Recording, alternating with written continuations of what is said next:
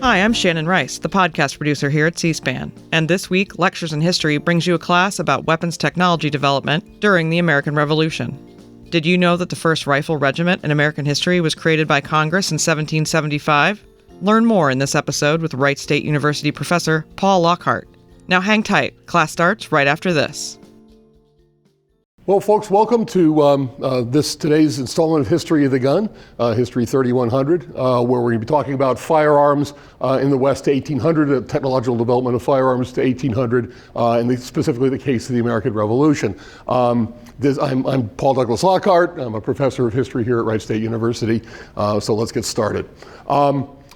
Today I want to, since we've been focusing so far in this course on the development of small arms in particular, and a parallel development between small arms technology and the changing art of war. The two things go very much hand in hand, as we've seen, and in particular with small arms, that development is kind of complicated. As we've seen with artillery, the benefits of artillery are demonstrated very early on. They're immediately obvious. Artillery can knock down castles, right? And so artillery becomes part of the Western way of war before the late Middle Ages are over. But with small arms, with individually held firearms, that case is not so easily made. It's not obvious that small arms have a real purpose, something that is worth the investment in time and resources and training. And in many ways, as we've already seen, the English longbow, for example, a simpler technology, is more effective, at least theoretically.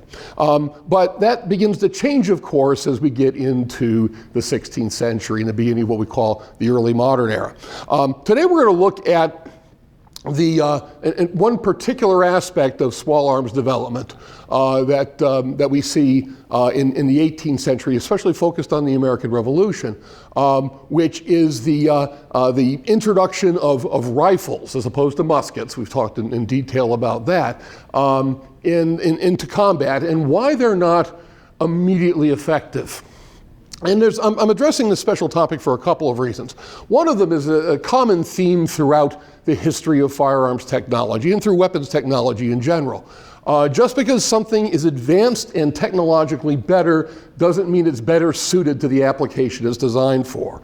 In particular with firearms technologies, older, in some cases more reliable, cheaper technologies are actually more effective in the context that they're developed in than newer technologies. That's certainly the case where it comes, for example, to rifles versus muskets. So that's one reason to look at this. Another reason is the role that this plays in American history. In particular, the way that Americans tend to interpret the American Revolution. The American Revolution, of course, is an iconic moment in American history. It's the founding moment, right? It is also a key element of what we might call historical mythology, which is not the same thing as history, of course. Historical mythology is informed by history and is based on history, but instead it consists of the stories that we tell ourselves about how we came to be and about what's special about us and what our place in the world is, what our place in the future is. And American historical mythology focuses on especially some key elements in the American story, but very often departs from, I guess I might say, a factual interpretation of what actually happens. And with the American Revolution, we see this again and again. I mean, the whole reason that I wrote a book that I wrote on Bunker Hill a few years ago, The Whites of Their Eyes, was because Bunker Hill had become, or rather our story about Bunker Hill had become distorted because the distorted version fit better into the stories that we tell ourselves about ourselves. But this also influences the history of military technology. Where it comes to American historical mythology, you may well have heard of the term American exceptionalism. Of course, there's many forms of American exceptionalism. Where it comes to the study of American history, we see American exceptionalism very present, especially in the history of war. Because war, of course, is tied up with patriotic sentiment and nationalistic feelings. And therefore, our interpretation of war very often is tweaked so that it fits within American notions of what makes us special. And of course, the American Revolution fits into that perfectly. It's fodder for American exceptionalist ideas. It's an underdog story, right? I mean, the colonies, which are relatively undeveloped and certainly small compared to the mass of the British Empire, nonetheless succeed against what we like to think is the greatest empire in the history of the world, possibly, certainly the greatest power in Europe at that point. And so the interpretation of how do we actually manage to do that has been very often based, especially since the early 1800s, on the notion that Americans have unique martial abilities, unique martial virtues that no other nation in the world has. Right? This is something that we see emerging as early as the 1820s, as Americans are reflecting back on the Revolution after about half a century and trying to make sense of what they've accomplished. And so the notion that Americans win the Revolution because they're born soldiers, because they're born marksmen, because they're hardy frontiersmen. That's a notion that really comes across in these early interpretations of the Revolution. And that notion, oddly enough, has been, it's been sustained, including by academic historians. The notion that somehow we're better than the British. And you see this reflected even in documentaries, recent documentaries about the Revolution. The British have simultaneously the best army in the world and the worst led army in the world, right? I mean, think about the way the British are portrayed, for example, in what I like to call my favorite Mel Gibson documentary, The Patriot. That the British, while they have a great army, are led by generals who are so foppish and so incapable of seeing American virtues that they deliberately make stupid decisions just to show how contemptuous of Americans they are. This is a common theme even today in American revolutionary historiography. And what that translates to when we're talking about an interpretation of the American Revolution is the notion that the British have an old-fashioned European army. It's hidebound, it's tradition-bound, it's fighting in ways that maybe made sense in Europe, and even in Europe, British tactics seem kind of silly. But they're fighting against Americans who are not only fighting on their home ground, but they're fighting in a place that's much different than Europe, right? Unlike Europe, ostensibly, I know this sounds hyperbolic, but this is how many of the interpretations sound. Unlike in Europe, America has forests and hills. Apparently these things don't exist in Europe. And the British are completely baffled when they get to North America and they encounter a topography that is not somewhat like a golf course, perhaps. So the British use unimaginative traditional tactics, but the Americans, who are all frontiersmen, their martial skills honed by decades or over a century of fighting with Native Americans.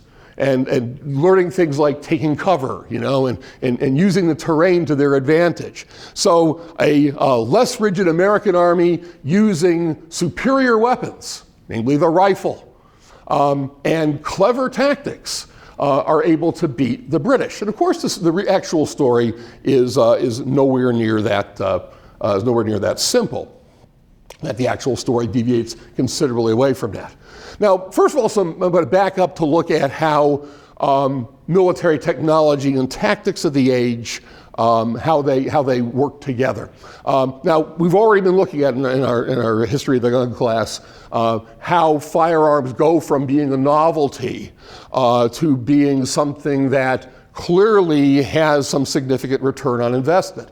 As we saw, the key things that make this possible, first of all, the introduction of the matchlock ignition system, which makes muskets and arquebuses a viable individual weapon.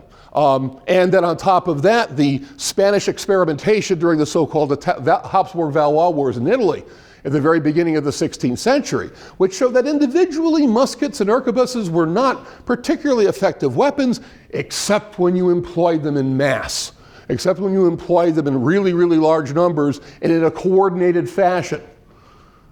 And so it's pretty clear by the middle of the 16th century that the musket, which will eventually eclipse the arquebus, which we saw is really just a small musket, the musket is there to stay. The musket provides the ability of breaking up the cohesion of enemy units at a distance before you close physically with them. But as we also saw, it was generally argued, one of the lessons derived from the wars of the 16th century, that muskets couldn't do it on their own, no matter how well trained they were. They need troops who can defend the musketeers when it comes to close combat, and who also can provide that offensive push, right? That allows your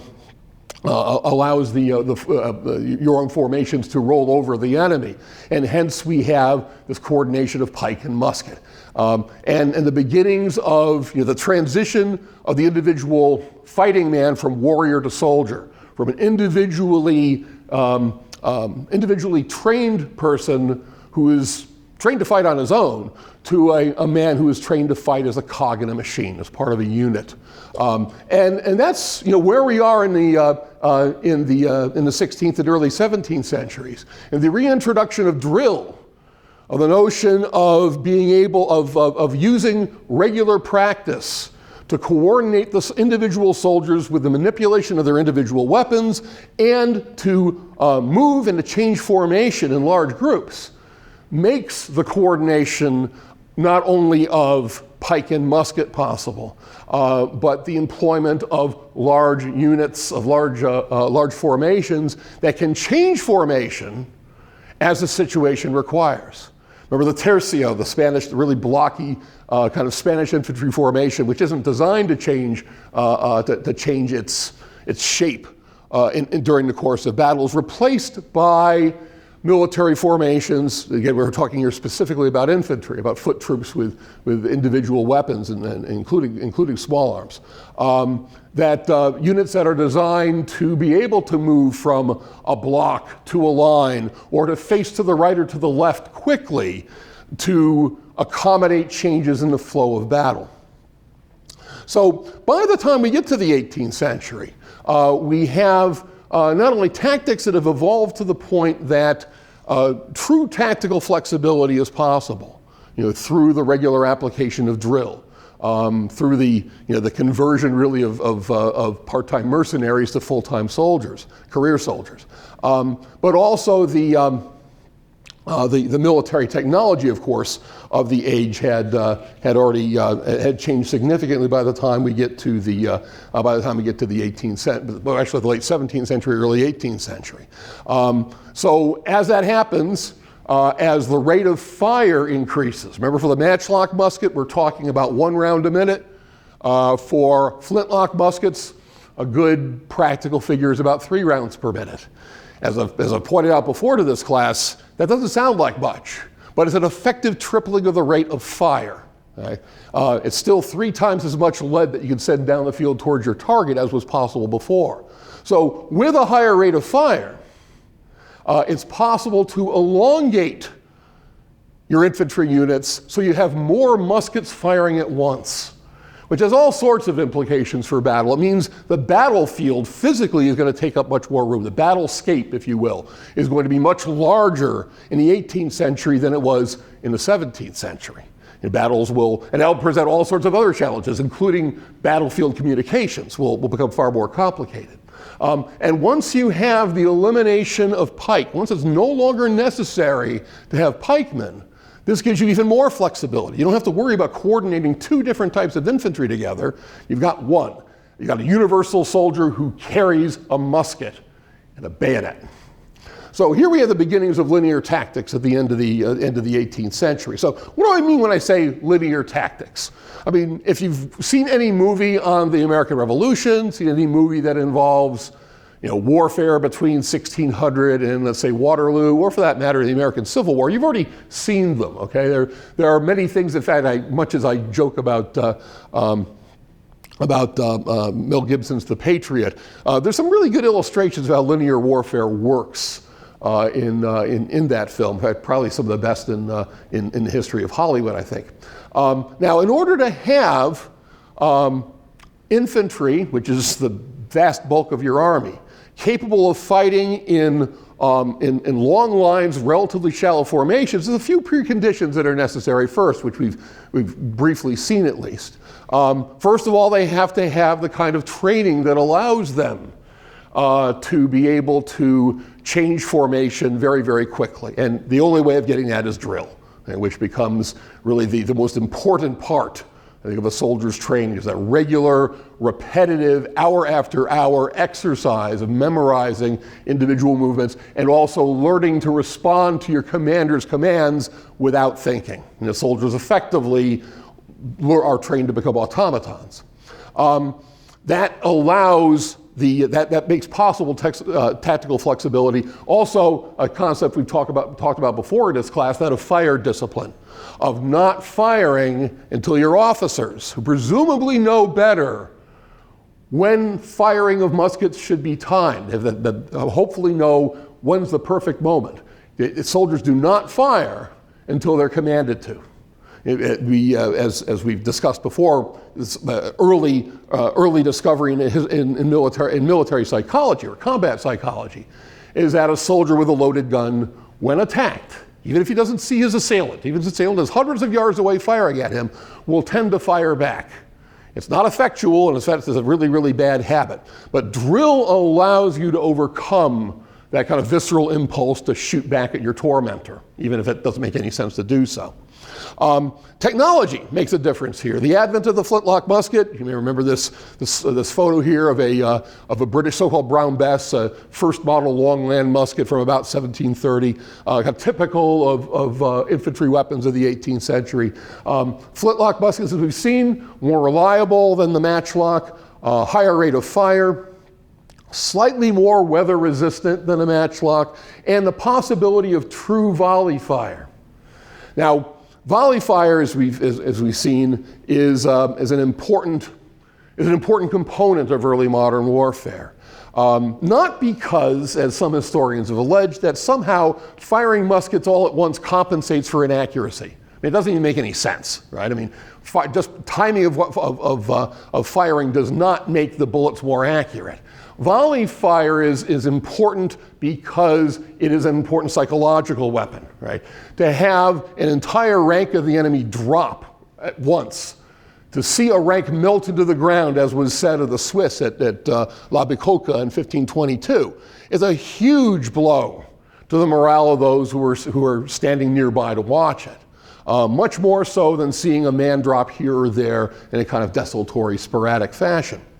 So volley fire is possible with a flintlock. Have a well-timed, what we call a crisp volley. The bayonet, introduced in the very end of the 17th century and taking its modern form by the second quarter of the 18th century, is not exactly replaced the pikeman, but it replaces a pikeman enough. It means that a musketeer has the ability to defend himself in close-up combat and to use musket-armed infantry for that offensive push that previously was done by the pike. And finally, the paper cartridge, which we've looked at relatively recently. The paper cartridge, by putting together powder and ball, pre-measured charge of powder and ball in a paper envelope, instead of pouring powder out of little wooden bottles, right, makes not only the transport of ammunition far safer and far less complicated, much better than carrying gunpowder in large casks, but also leads to a higher rate of fire. It's much faster to load a musket with a paper cartridge than it is with loose powder and ball, even if that powder is already pre-measured. So all those things together make it possible to generate a volume of fire and a rapidity of fire that will allow you to elongate your infantry formations. So linear tactics are just kind of a natural evolution, really, of the developments we see going on in the 16th and 17th centuries. And they proceed from the conviction, which was very well established by the time we get to the to 1700, that superior firepower is kind of sort of what wins battles. And that's putting maybe putting a little bit of a spin on it that looks more like oversimplification. But superior firepower might not by itself win battles, But inferior firepower almost certainly will lose you a battle. Now, where it comes to the order and the pace of battle, so this is not, this is not a course about tactics, but tactics are involved here. I won't go into too much detail. But linear tactics involve, in a typical 18th century battle, both armies deploying from column into line. Right? Because armies march in columns, right? Formations that are very narrow and very deep. This is how you fit on a road, obviously. So to get in a line of battle, you have to shake that column out. That process is called, in the language of minor tactics, deploying. So, conversely, the opposite, going from line to column, is called ploying, not a verb we use very often in modern English. They have to deploy, which fortunately, thanks to drill, takes a lot less time than forming a tercio. And forming a tercio takes 5 or 6 hours. Forming a column into line, even in a reasonably large force, say 30, 40,000 men, might take the course of an hour. But you have to get into line of battle to face the enemy. Very often there would be an exchange of artillery fire. And it's something we haven't dealt with very much because we're dealing primarily with small arms. But most armies by the middle of the 18th century have significant field artillery. It's still not quite there in terms of its killing potential. Remember, artillery is going to become the chief harvester of lives in the First World War by a large margin. Far more so than machine gun fire or small arms fire in general, and way, way more than things like poison gas. But at this point in the 18th century, artillery is useful, but you can almost do without it, almost. So usually there's an exchange of artillery fire, either directed towards the enemy's infantry to break up its cohesion from a distance, or counter battery fire designed to silence the enemy's batteries.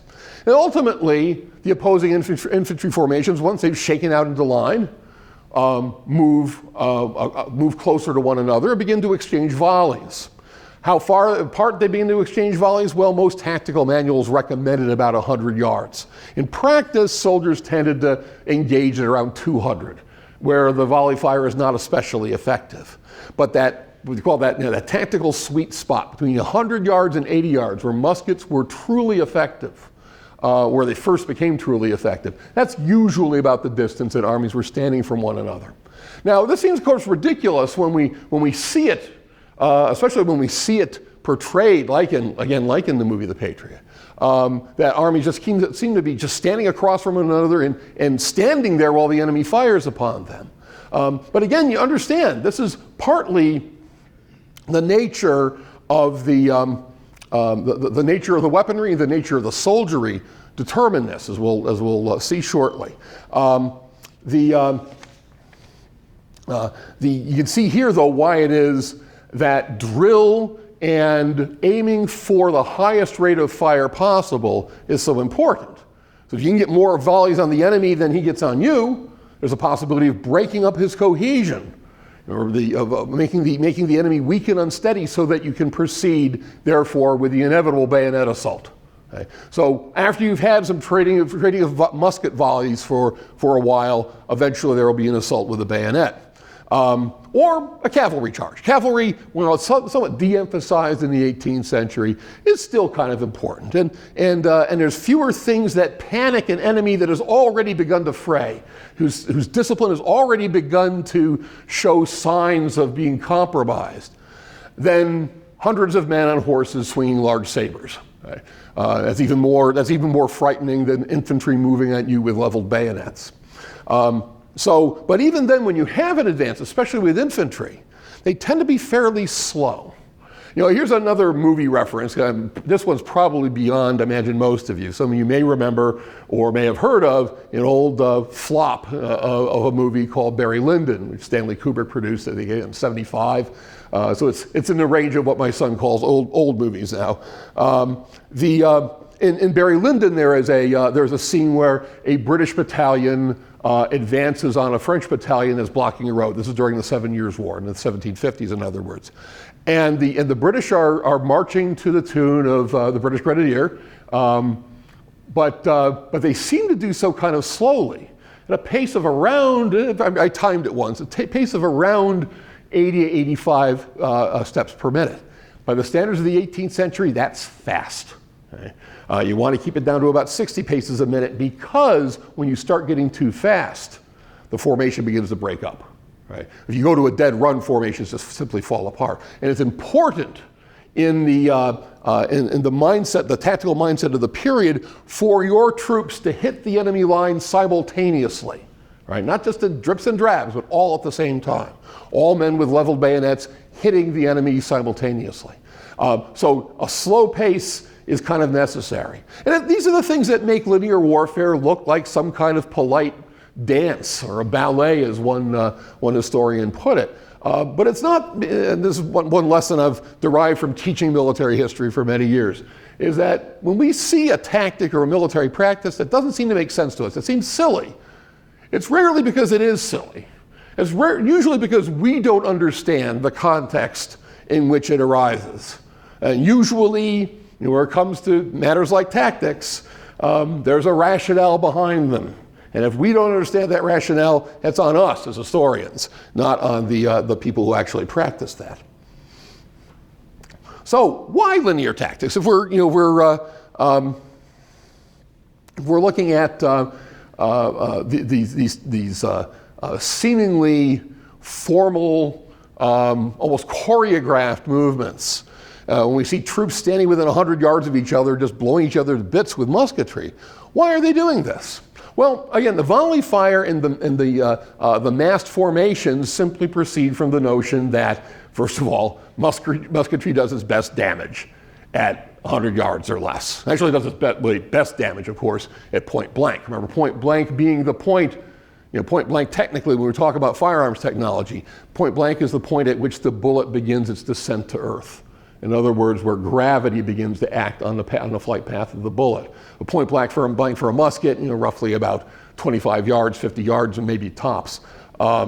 This is where the musket is most effective. And if you want to get the fastest result in breaking up enemy cohesion, you want to get as close as possible. The advantage you will hopefully have over your enemy is that you can load and fire faster. And this becomes almost an obsession with European armies during the course of the 18th century, to get to load and fire faster than any enemies. There are a lot of very jealous foreign observers who were observing Prussian garrison troops during the reign of Frederick the Great, Frederick II, King of Prussia, from 1740 to 1786. When they would do their public demonstrations of drill, they showed that they could actually load and fire 5 to 6, on one occasion even 7 rounds in a minute. Now, that's bordering on ridiculous. It's indeed possible. I've seen a guy fire a smoothbore flintlock musket 5 rounds a minute. I know it can be done. But in combat conditions, when you're being shot at, when you're really, really hot and you're uncomfortable, when you're possibly wounded, 5 rounds a minute really is not realistic. But nonetheless, European armies strive to be able to get to the highest rate of fire possible. When you elongate an infantry unit, though, when you make it wider and shallower, now I should have had a diagram up for this, and I meant to, but remember when we look at a formation like a line of infantry, the lines from flank to flank are called ranks, and we take a cross section of the formation from front to back. That's called a file. That's rank and file. So in the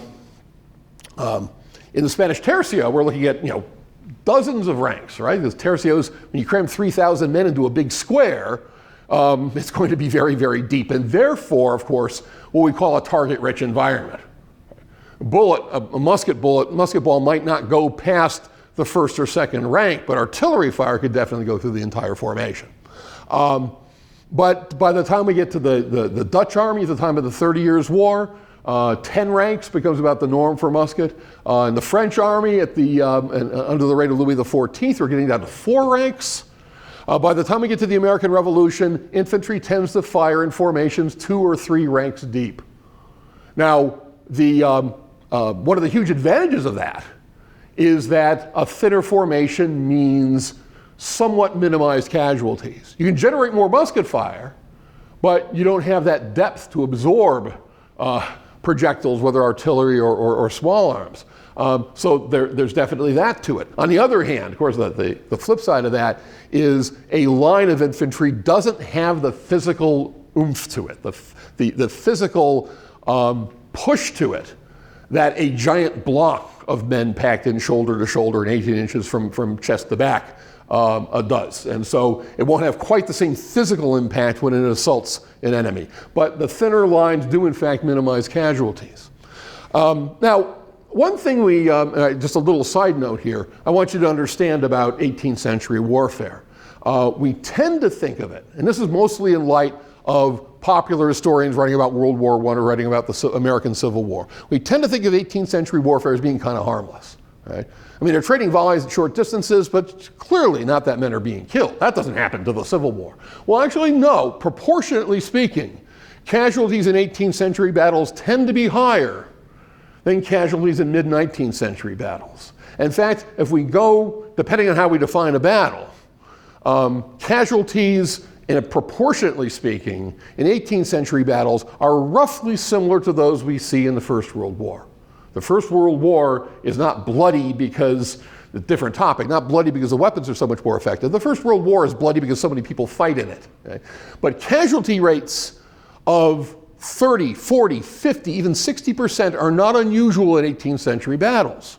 It's one reason that generals tend to avoid battle when they can. It means even victorious, their armies could well be wrecked as a result. And armies are not cheap. So thinner lines minimizing casualties, that's an important consideration. Close order formations.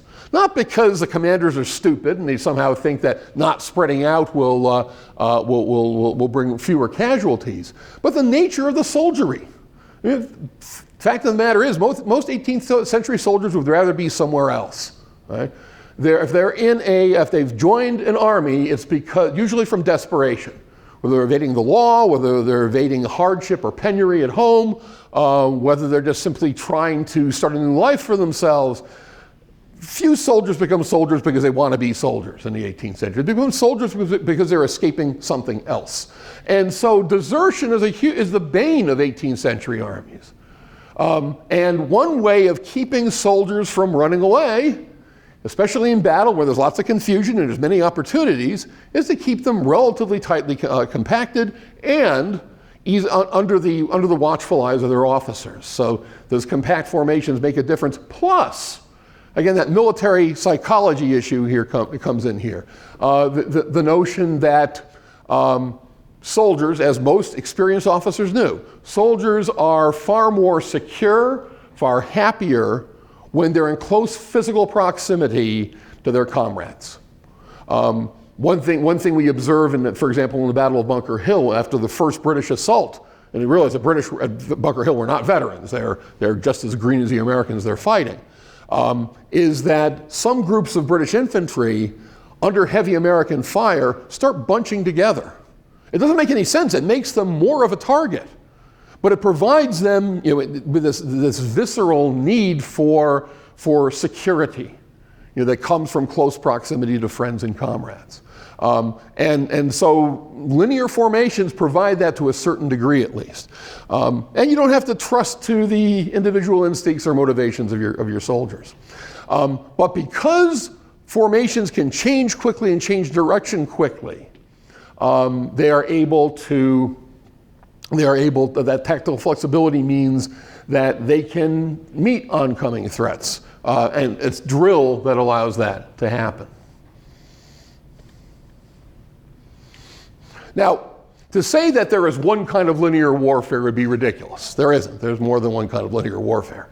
There certainly are variations on it as generals and tacticians and professional soldiers, who are incidentally beginning to write more about their experiences and their ideas. The 18th century witnesses huge flowering of military literature, especially a lot of how-to literature, to gain an advantage over the enemy other than by just sheer exercise of firepower. Probably most famous, Frederick the Great, the great warrior king of the 18th century, developed relatively early in his reign what he referred to as the oblique order of battle. And all it means is that you try to find a way of getting around the enemy's flanks. You focus on the flanks and not on the center. Now we saw before, when we talked about the tercio a while back, that a tercio, a big blocky formation, essentially doesn't have flanks, right? I mean, it has pike and musket on all four sides. It can defend itself even when it's completely surrounded. Lines don't have that, right? And they're very vulnerable on their flanks, especially when it's only 2 or 3 ranks deep. If the enemy is to hit your flank at a right angle, that's it. That's all she wrote. Right? Your soldiers will panic the moment they see the enemy bearing down on their flank, unless you have the forethought and the presence of mind to do what's called refusing the flank. It's something that drill allows for, where you literally turn the farthest formation on your flank at a right angle to the rest of the line. You drop them back, swing them almost like a door on hinges, so that the enemy is met not by the side of the army, but by an entirely new battle line. But Frederick the Great, in several cases, but especially his masterpiece battle, the Battle of Leuthen in Bohemia, in Silesia, in December 1757, that his little and exhausted army that had just marched back from the western part of the Holy Roman Empire, having defeated a French army, moves rapidly east and encounters a large Austrian/Holy Roman Empire army, nearly 3 times its size. Frederick's army about 36,000, the imperial army well over 100,000. And Frederick wins. And he wins by making the Austrians think he's attacking in their center. But at the same time, he's moving the bulk of his force by taking advantage of hilly terrain off to the Austrian left. And then when the Austrians shift their forces to reinforce their center, his main force comes crashing down on the Austrian left and sends the army fleeing, losing practically all their cannon and all their standards, within a matter of minutes. And this is the kind of thing that caught the attention of other soldiers. The so-called turning movement, which is another word for an oblique order of battle, becomes all the rage. We see this in battles in the American Revolution. Bunker Hill. The reason the British were so badly mauled at Bunker Hill is because their first attempt at attacking the American line was, in fact, meant to be a turning movement, but the Americans managed to shore up their line just in the nick of time to repel the initial British attack. In the French army, again, I made this point before, we oftentimes forget that France is, well into the 20th century, the center of military innovation, the center of innovation in military technology. More than the United States, more than Germany, more than Prussia, it's France. And in France, we see this really intense tactical debate following their losses in the War of the Spanish Succession early in the 18th century, where they begin to talk about maybe we should do something more than just form up into small lines, trade musketry, and attack and launch bayonet assaults. Maybe we should, by the way, that was referred to as the ordre de masse, the thin order. Maybe we should use attack columns. Maybe we should go back to the thoughts of the 17th century. Maybe we should even bring back the pike. This is called the deep order, ordre profond. And there are others who are saying, why don't we mix the two? Why don't we use line when we're firing our muskets? Why don't we go into column when we're assaulting, the so-called mixed order? So it's not as if linear tactics is one thing or that it never evolves. It does. There's another aspect that's directly applicable to the American Revolution. And that is the adaptation of 18th century warfare to unconventional settings. It's very much a part, as we'll see when we'll talk about this just a little bit more as we move on towards the rifle, that the British were kind of clueless when it came to fighting a war in the wilderness, right? And usually the example that's given is Braddock's defeat, where Edward Braddock's column attempting to reach what today would be Pittsburgh, is ambushed by French and Native American forces at the so-called forks of the Monongahela, resulting in a utter massacre that in which a number of American officers, including George Washington, are present for. This is taken as an example of the British being clueless. That is the exception rather than the rule, and mostly because Braddock was just lazy and didn't bother to follow some really basic security protocols like keeping flankers, soldiers paralleling the line of march and flushing the woods to make sure there's no enemies lurking about. Braddock's defeat is a result not of British cluelessness, but of one general's carelessness. In general, the British knew a great deal about wilderness warfare, and partly that was a general European trend in the 18th century. Europeans were fighting against unconventional opponents more than ever during the 18th century. And a lot of that had to do with the fact that, what else is Europe doing a lot in the 18th century? It's building empires, right? It's moving into, they're becoming colonial powers. And especially for France, Britain, Spain, a little bit less so for the Dutch, obviously, they're having to learn to fight against enemies that don't necessarily use European weapons and tactics. As we know from David Silverman's book, from Thundersticks, of course, the Native Americans in North America had definitely acquired a large number of European firearms, and the Europeans were complicit in providing them, obviously. So they have European weapons, but they don't necessarily fight like Europeans. So this, and the British also, for example, are facing the rebels in Scotland, in particular the 45 uprising. So the European armies are having to adapt to different circumstances, different enemies, and hence we have what some historians have called the light infantry revolution, where they begin to train soldiers specifically to carry out these unusual tasks.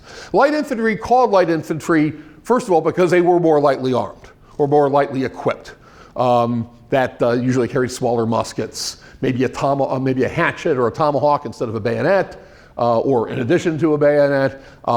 Clothing that's a little bit more practical for use in, for example, in secondary growth where it's not going to snag so much on thorns, etc. Also, for light infantry, you want men who are athletic, who are small and agile, and hopefully more intelligent than the average infantryman, because they'll be called upon to do more things on their own, on their own initiative. So by the middle of the 18th century, most European armies have these special forces, have light infantry. In the British Army, by the time of the American Revolution, every infantry battalion of 5 companies has 1 company of light infantry. And in special circumstances, those light infantry companies can be disconnected from their battalions and put together to form light infantry battalions. But almost every European army has light infantry trained to fight as regular infantry. They can fight in line also, but also trained to go off on their own, to skirmish, to operate in small groups under minimal supervision, which is why you want really trustworthy soldiers, obviously, to do this. To take cover, to perhaps practice more in a way of marksmanship than ordinary soldiers would. So the British experience is probably the most intensive. We oftentimes forget that although the British are not the ones who really start the light infantry revolution, I would say that's primarily the French and the Austrians, actually. But they're certainly the ones who have perfected it the most by the time of the American Revolution, because the British are fighting a lot of unconventional enemies in Scotland, in the Scottish Highlands, and in North America. The early colonial wars in North America, for example, those fought around Massachusetts Bay Colony and Connecticut, and those fought around the Jamestown settlement in the growing Virginia colony, yes, are done primarily by the colonists themselves. But by the 18th century, that has changed dramatically. And it's primarily British conventional forces that are in North America fighting against the French and fighting against the Native American allies of the French. So there's lots of experience. The British are eager for that experience. This is not an army that is ignorant of wilderness warfare, in short. They've, in some cases, for example, the British have deliberately sought out opportunities for collaboration with colonists who have a lot of experience fighting against Native Americans. Probably the most famous example, we remember Rogers Rangers, which was a provincial unit raised during the 7 Years' War, we call the French and Indian War in the United States, which was, again, made up of primarily frontiersmen, from the British colonies in North America. But the British were actually allowing British infantry officers to serve in Rogers Rangers as non-commissioned officers and as privates, as enlisted men, just so they could learn the techniques of wilderness warfare. So the British were past masters of this. And the men who would lead the British Army in the Revolution, here I'm looking primarily at Sir William Howe, who will become the main British commander in North America from the end of 1775 until Clinton takes over a few years later. And then Thomas Gage, the British commander in Boston when the Revolution begins, were both thoroughly familiar with American warfare. They even liked Americans. I mean, Gage was married to an American woman. But both Howe and Gage Gage was present at Braddock's defeat. Gage, in fact, got permission to raise a full regiment of light infantry. And William Howe wrote extensively on irregular warfare and in fact conducted regular light infantry exercises on Salisbury Plain in England in the early 1770s. I mean, these men are at the top of their craft. So Britain is not unprepared to fight a wilderness war. Really the long and short of it. So why then do we tend to think that they're not? And how do we compare American forces to the British during the course of the American War for Independence? Well, excuse me. First of all, I reiterate, this is really the popular perception because of American national mythology that has come down to us about American military capabilities in 1775. The notion that colonists were well suited to war because Americans were by their nature inherently superior soldiers. That Americans were familiar with firearms more than Europeans were. That gun ownership was common and that guns were commonly used because they're necessary tools in frontier life. Right? You need them to hunt and you need them to fight off hostile Native Americans. Right? That Americans had extensive experience in combat, in particular during the 7 Years' War, in the French and Indian War. And that experience, either direct or vicarious, translates into American martial know-how in 1775. That some of the colonies had viable militia systems, by far the best example being Massachusetts, which had about a reasonably well-prepared militia system by 1774. And that Americans had their own weapon, namely the rifle.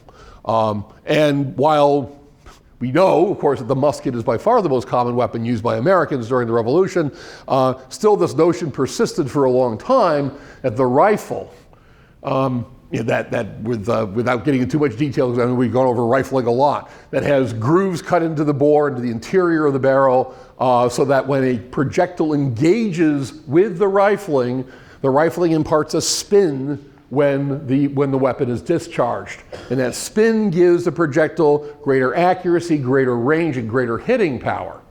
The downside, of course, being that having to engage the rifling means that there has to be a lot of friction between bullet and bore, which makes loading from the muzzle very, very difficult, very, very laborious, especially after you've fired the weapon for a while. But nonetheless, Americans preferred the rifle. That's the notion, at least, and they're reasonably skilled in its use. The reality is a bit different. Firearms were, in fact, common in colonial America, but they weren't used a lot. And it's partly because, kind of skipping down to the third point here, not that many Americans live on the frontier.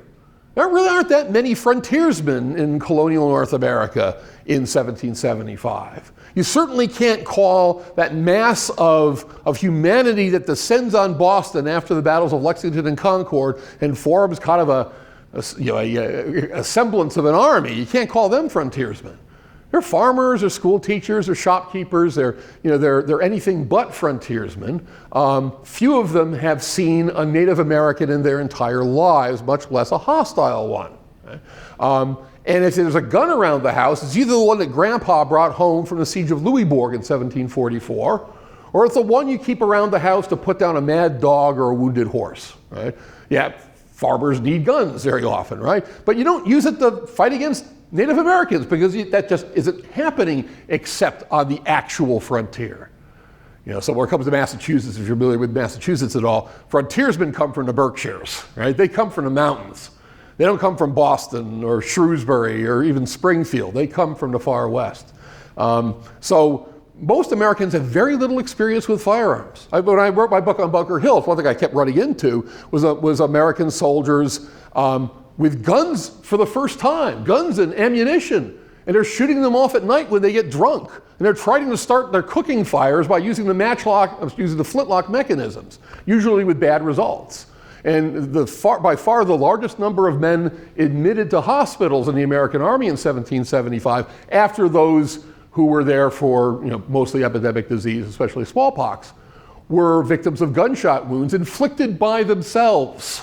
Okay? And not suicide attempts. These are just accidental discharges. Americans had no idea what they were doing with weapons most of the time for most of settled America. Those on the frontier, that's a different issue altogether, of course. Militia system really only exists on paper. And only a very small proportion, like for example in Massachusetts, the so-called Minutemen, had any kind of significant training. And even then their training is primarily in marksmanship, but mostly on what we call minor tactics. They're doing drill and practicing right face, left face, etc., marching and changing from column to line, but they're practicing it in groups of 20 or less. And it doesn't take a big stretch of the imagination to understand why it is that maneuvering with a group of 20 people is somehow a completely different thing than maneuvering with a battalion of 500 men or an army of 20,000 men. Right? They don't have any experience with large unit tactics. Rifles are not common at all except on the frontier. And when for example, the Army outside Boston in 1775 seized the very first Continental Rifleman, it was when Congress authorized the creation of the Continental Army in June of 1775, the very first thing they called for was a regiment of riflemen from Virginia, Maryland, and Pennsylvania. Right? And they finally show up in the fall of 1775, and the other soldiers are amazed to see that a man can shoot a target the size of a book and hit it repeatedly at 250 yards. Yeah. It is pretty remarkable. But again, it's something that's unfamiliar to the vast majority of Americans. And as a result, it will play a very limited role in the Revolution. Now, I don't want to dwell on this point too much, but the main thing we have to understand about the rifle is that in some ways, yes, is an advanced technology over the musket simply by virtue of the fact that the rifle has rifling and therefore imparts a spin to the projectile, to the bullet.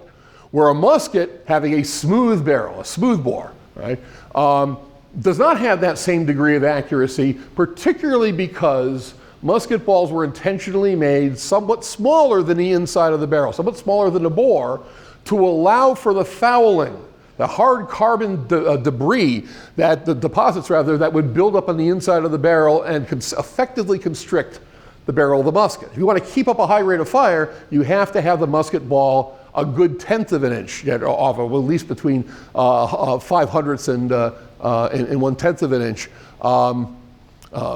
difference between the ball diameter and the bore diameter. So that's what makes the rifle more advanced, and of course, as a result, much greater range. Musket really is effective up to 100, 150 yards maybe. Again, a man has to be very unlucky to be killed by a musket or even hit by a musket at 200 yards. Rifles are theoretically capable of killing people at 400, 500 yards at this point at least. But big difference, obviously. Hitting power is greater, range is greater, but the lower rate of fire makes a huge difference. At best, we're looking at 1 round a minute. So at best, 1/3 of the rate of fire. And again, remember, this is what European tacticians are looking for. Their priority is rate of fire. Rate of fire, as has been demonstrated again and again and again, always trumps accuracy where it comes to the effectiveness of weapons in a military context. So that lower rate of fire makes a huge difference. Not only that, to be accurate with a rifle takes time. It's just like with the English longbow. It takes a lifetime to build up a skilled rifleman. When your sights are fairly primitive, basically a V rear sight and a post front sight, to be able to compensate for differences between powder loads, between ball weights, to compensate for wind direction and velocity. This takes years of experience to learn how to hit a target at a long range. So in other words, for the average person, a rifle is no more effective than a musket. In fact, it's less effective. They're still finding a place in irregular warfare. The Germans in particular, again, I realize Germany is not a place, it's a geographical expression in the 18th century. But various of the German states, Prussia, for example, Hesse-Kassel, where we get Hessians from, were experimenting with arming their light infantry with rifles and recruiting their light infantry from mostly from professional huntsmen, the people who act effectively as game managers for aristocratic landowners who had experience, in other words, with a rifle, and hence we see the term usually used for light infantry in German armies in the 18th century is Jägern in the plural, or Feldjäger, hunters, in other words. Now, in America, there was, admittedly, there was more of a tradition of building rifles than there was in Europe. That part is pretty much undisputed. But we know from in all sorts of ways that the vast majority of weapons built by American gunsmiths, imported by American importers, used by American families, were smoothbores. The vast majority of weapons in civilian hands were either Fowlers, essentially single-barrel shotguns. These are designed primarily for hunting birds, which means it'd be effectively ducks and geese for the most part, and small game like rabbits. And for that, they're perfectly effective. Or actual muskets, usually older ones, usually muskets that have been captured during one of the many colonial wars. That's why we see a fair number of antiquated French muskets in the hands of colonial New Englanders, for example. And a weirdly large number of Spanish muskets that were captured during the kind of ill-advised British/colonial expedition against Havana in the 1760s. So most weapons in America are smoothbores. Vast majority are smoothbores. On the frontier, in the foothills of the Appalachians, that's where you see rifles. Because rifles make some sense. They make sense certainly for hunting, and for hunting at the kind of ranges that were oftentimes commonly encountered in hunting in the what was then the Western frontier. There's different regional styles. Maybe you may have heard of a Kentucky rifle, for example. The term Kentucky rifle isn't used so much by arms historians and arms experts anymore, because most of the so-called Kentucky rifles follow the basic regional designs that come from Pennsylvania and New England. But we see distinctive Pennsylvania and New England styles. The rifle here in the photograph, even though it's post-revolution, is pretty typical for a Pennsylvania-made rifle of the Revolutionary War period. Somewhat plainer rifles coming out of Virginia and Maryland. But despite their aesthetic differences, there's some common features that pretty much set them apart from muskets and make them identifiable as a class. First of all, very long barrels. And again, the notion being a longer barrel means greater accuracy, more effective use of the propellant. In other words, more of the black powder is burned up inside the barrel instead of being wasted in a big muzzle flash. They're fully stocked, and you can see if you take a really close look at this rifle here, you can see there's a brass ferrule at the end, but the stock goes all the way up to the muzzle. There's no provision for a bayonet because this is not thought of as a military weapon. And a bayonet would throw off the accuracy of the weapon anyway. Smaller calibers that was common with muskets. They're common at the time. French muskets generally 69 to 70 caliber. British muskets nominally 75 caliber. In other words, 2/3 to 3/4 of an inch. Rifles tended to be .50 caliber or below, which at the time was considered very small. We see some rifles coming out of Pennsylvania with calibers as low as 36, which is considered tiny at the time. That's a squirrel rifle, right? That's something you use seriously in war. Also, very primitive sights. I mean, it does not allow for windage. They do not allow for range. It's just a V in the rear and a post in the front. And how you adapt to range and climate and wind direction, that's entirely up to you as a rifleman. That's why the rifle, kind of like the longbow, requires, again, a lifetime or something like a lifetime of training. Now, we see rifles in the Continental Army nearly from the very beginning. In fact, actually from the very beginning. While there weren't any rifle units in the American Army outside Boston in 1775,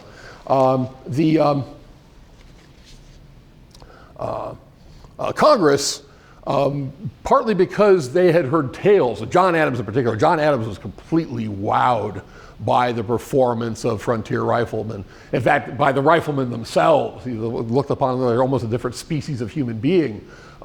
They dress differently, and is a fairly common depiction of a Western rifleman. Again, Western being Western Pennsylvania, Western Massachusetts, Western Maryland. We're not talking about anything really beyond the Alleghenies and the Appalachians, but that they had elements of Native American dress. They didn't take to uniforms, and throughout the Revolution, much like many soldiers of the Continental Army, they tended to prefer the so-called linen hunting frock, like the one this man is wearing, rather than actual uniforms. But the Continental Army creates initially 2 rifle regiments to join the. Continental Congress creates 2 rifle regiments to join the Continental Army outside of Boston, and there they wow other soldiers with their feats of marksmanship, and they annoy the hell out of their officers by being unwilling to follow orders. One reason that George Washington himself came to detest the rifle regiments is that the men did not show due deference to officers and no inclination at all to submit themselves to military discipline. But that very maverick nature is one reason that we tend to think of the rifleman as being uniquely American. This is the American spirit distilled into a single kind of fighter rather than a soldier. But the rifle regiments don't prove to be as useful as we'd like to think they were. We know at some points in the war they provide a critical service. Daniel Morgan from Virginia, who is commander of one of the first rifle regiments, becomes one of the heroes of the war, in large part because of the not just the feats of marksmanship of his men, but the critical role that the riflemen played, for example, in the battles around Saratoga. There's no single battle of Saratoga. There's 2 battles. In particular, the Battle of Bemis Heights, which is the second of the Saratoga battles. In fact, there is a legend that has, and I emphasize legend, that has emerged around Morgan's riflemen at Saratoga. And if you Google this, you can see all the details about the legend. An Irish immigrant named Timothy Murphy allegedly was asked by Morgan to take out the British General Simon Fraser, who Morgan deemed just simply was too vital to the British to be allowed to let live. And Murphy fired at him, depending upon which source you read, somewhere between 70 yards and 450 yards. That's a pretty big difference between the two, obviously. And that he took Fraser out with 1 shot. There's all sorts of problems with this. A historian named Hugh Harrington, in fact, kind of took the legend apart and found out there's not even a mention of this happening until the 1820s. That this seems to creep into American legend. But there's no proof this actually happened. We know Simon Fraser is killed. We know there was a Timothy Murphy in Morgan's rifle regiment, but do we know Murphy killed him? Well, we really don't. In fact, there's Al Nofi, who's an old hand in the military history community, once pointed out, you notice every time in American military history where a general gets killed, we say a sniper did it. We usually don't know that a sniper did it, but we just assume, a general got killed, must have been a sniper. And it's true. I mean, you see this with the Civil War, you see this with the Revolution. We just kind of make the assumption that even if a general has people dying all around him and musket balls are thick in the air, if he gets killed, it was a sniper. And there's kind of a peculiar American obsession, I think, with sharpshooters and snipers. Alexander Burns, who is a very young scholar who's been working with the history of the Prussian army lately, is working right now on a book on the Continental Army, and has pointed out that we really don't have many documented cases of snipers taking out officers. In fact, he had one anti-case of a British colonel named James Webster during the Battle of Wetzel's Mill in North Carolina in March of 1781, where 25 riflemen made a point of trying to shoot down this colonel at not a very long range either. Fired a total of 32 shots between them, and not a single bullet hit the colonel.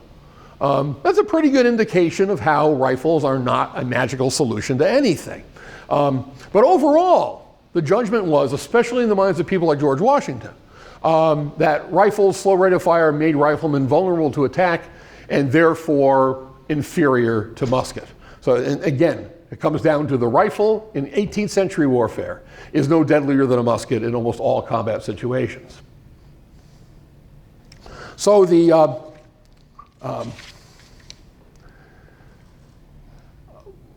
because of this, Washington, who doesn't get probably the credit he deserves as a tactician, and at least as a military organizer, understood that rifles really were kind of a waste of resources, that they had their utility, but it was very limited, and continuously throughout the war, the proportion of riflemen in the Continental Army is actually pared back and diminished.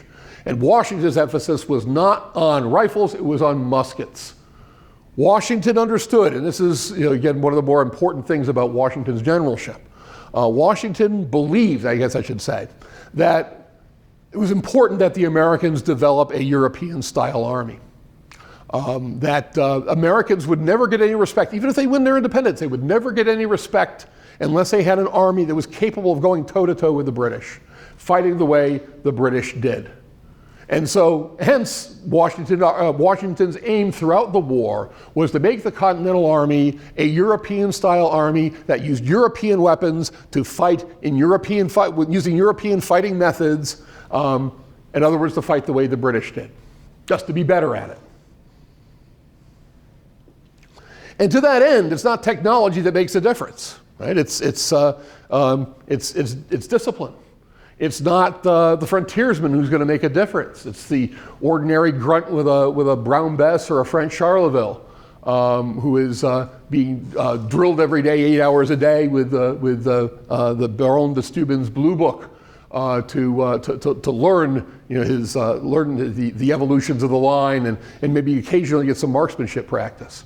What's often referred to as the Reformation of the Continental Army, because although from the very beginning, the Continental Army is indeed practicing drill. There's no system. The Reformation of the Army, which begins with the encampment at Valley Forge in the winter of 1777-78, puts a great deal of emphasis on this kind of training, again, on conventional training. And that's where, the person we oftentimes incorrectly call the Baron von Steuben, but rather the Baron de Steuben, comes in after he comes to the new United States from France in the fall of 1777. The implementation of standardized drill simplified somewhat to eliminate many of the frills that existed in British drill and to emphasize rate of fire again over accuracy. And Washington himself took a direct interest in musketry, frequently giving the instruction that volleys were not to be exchanged farther than 100 yards, even if the British fired. In fact, Washington recommended that when the British attack, that we wait until 25 yards. That's asking a lot out of a soldier. Okay? 25 yards before the first volley. His idea being at 25 yards, a volley is going to be so massively devastating that the British will be staggered, if not completely thrown back or even eliminated. We know the Continental Army did not hold to that. In fact, Alexander Burns has pointed that out that we see a lot of engagements where the soldiers do not obey those instructions. But again, it gives you an idea of what factors account for American tactical success. Not only in Washington's mind, but in reality. And where it comes to infantry combat, that's the musket and not the American rifle. So, what do we derive from this? Well, that Washington, to a certain extent, is proving correct, right? And his adherents, like Steuben or like Henry Knox, are the ones who insisted on having a European-style army rather than a ill-organized bunch of partisans who fought a guerrilla war, which is what General Charles Lee wanted. And by 1779, 1780, that Reformation program had definitely paid off. British and French observers, especially the French, glowed about the performance of American infantry in combat and in drill demonstrations. French repeatedly saying that Americans actually seemed to be as tight at drill as the Prussians were, which was a hell of a compliment, obviously, in the 1770s, 1780s. That's not to say the rifle doesn't have a legacy. Obviously, it has a kind of a mythological legacy, right? This is where it comes to not only American national mythology, but also we might call the lore behind arguments in favor of the Second Amendment. I mean, the rifle, the long rifle is very much a part of American firearms identity, if you will. But there's also some recognition that rifles can occasionally accomplish things. And so it's not that the rifle is discarded after the war. In fact, the British take a greater interest in the rifle after the Revolution. So by the time of the wars with Napoleon, at the end of the 18th century, the British have actually developed a regular rifle corps, including, probably most famously, the 95th Foot, the rifle regiment that is made famous, of course, through the BBC series Sharp's Rifles. But the British had derived that from their experience in the American Revolution. The understanding that this is an auxiliary weapon, it's a specialist weapon for specialists, but it is not necessarily universally applicable. But perhaps the greatest legacy of the rifle has to do with the survival of the technology, because this is going to be the greatest technological challenge and the greatest technological priority of weapons designers and gunsmiths as we go into the 19th century. Is how do we harness the accuracy and the range and the power of the rifle and make it load and fire as fast as a musket? That's going to be the principal thing driving firearms innovation really for the first half of the 19th century. And as we'll see, while there are some immediate answers, immediate solutions to that question, that very priority is going to have monumental effects, not just on firearms technology, but as we'll see on the nature of warfare, the nature of organized violence in general. So, I think I'll conclude with that. Do we have any questions? Yes. In regards to rifle technology in the United States versus muskets in the 1770s, Washington preferred muskets over rifles. Is American industry building muskets, or are they strictly importing and focusing more on rifles? Oh, during the course of the Revolution? Okay. They are producing almost entirely muskets. And these are so-called committee of safety muskets that are mostly commissioned by the individual states. There are a few rifles being made specifically for Army use, but they're very, very few. Among other things, really, muskets are a lot cheaper to build than rifles. Just the process of rifling until we get to the 1830s or so is laborious and time-consuming and therefore expensive. So yeah, and of course importation is going to be the major source. This is why we see, by the end of the Revolution, the Army almost entirely armed with French muskets. Yes? With the differences between rifles and muskets and the different people making them, were there any sort of manufacturers that stood out amongst the other ones that were clearly better, or were they all really just the same? It's hard to say because most of the firearms manufacturers that are active during the Revolution aren't active a generation later. As shortly after the Revolution, we start to see, for example, Eli Whitney. of course, is a giant in American industrialism, started out as a gun maker. Or, and think of other names, Starr, for example, Simeon North. There's a bunch, they all start up right after the Revolution. But there are definitely makers who are more productive than others. They realize a lot of these muskets are made essentially at small scale shops, basically blacksmiths' concerns. There's no real factories. But a few that stand out, for example, so-called Rappahannock Forge in Virginia actually turned out a fair number of muskets, and pistols and wall guns too. But by and large now, there really isn't an obvious arms-making elite that's coming out of the Revolution. Yeah. Yes. So a rifle would be loaded in the same way as a musket. It's just harder to do. Yeah. So muzzle load is still powder and ball. Usually the difference would be with the rifle, of course, because you have to have some kind of lubrication to get the ball down the barrel, right? I mean, otherwise it's just lead-on steel, which would be almost impossible to do. That it was common for riflemen to use a greased, very thin leather patch that had been soaked in some kind of animal fat. That would serve several purposes. The main one is to ease the bullet down the bore. But outside of that, it's exactly the same process. And of course, that added friction is what makes all the difference, what makes the less than 1 round a minute rate of fire. And that's, again, under best of circumstances. You know? Yeah. Also, you said with the frontiersmen didn't really play that big of a role because they didn't follow orders. Were they just sort of left as special units or just put to the wayside? They're still used, and the rifle regiments still exist. And they're not. It's not so much that it's not just because they won't submit to discipline. It's partly because the allocation of resources is not exactly ideal. I mean, the riflemen just don't really have a lot to do that can't be accomplished by regular infantry. But they exist throughout the war, and you'll also see riflemen on an irregular basis throughout the war, especially in the Southern theater, like in the Carolinas, for example, where you have a lot of local units, including militia, and for example, the so-called over-the-mountain men, who are proficient with the rifle.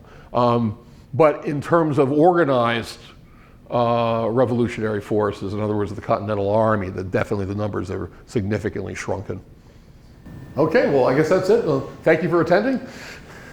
Check out American History TV, either on our website at c-span.org/AHTV or on C-SPAN 2 every weekend from 8 a.m. Saturday through 8 a.m. on Sunday. Explore our nation's past with American History TV.